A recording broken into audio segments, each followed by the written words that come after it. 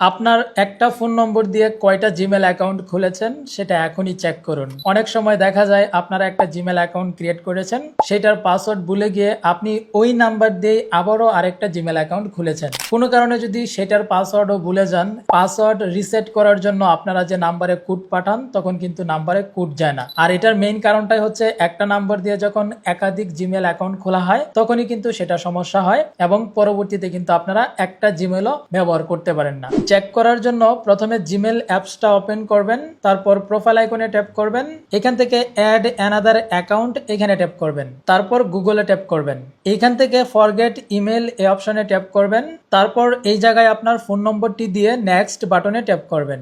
এখানে আপনার first name এবং লাস্ট নেম দিবেন। যারা ইমেল ক্রিয়েট করে প্রত্যেকেই কিন্তু নিজেদের নামই ব্যবহার করে, বা যদি কোনো কোম্পানি থাকে কোম্পানির নাম ব্যবহার করে থাকে। সো নামটা লেখার পর নেক্সট বাটনে ট্যাপ করবেন, তারপর কন্টিনিউ অপশনের উপর ট্যাপ করবেন।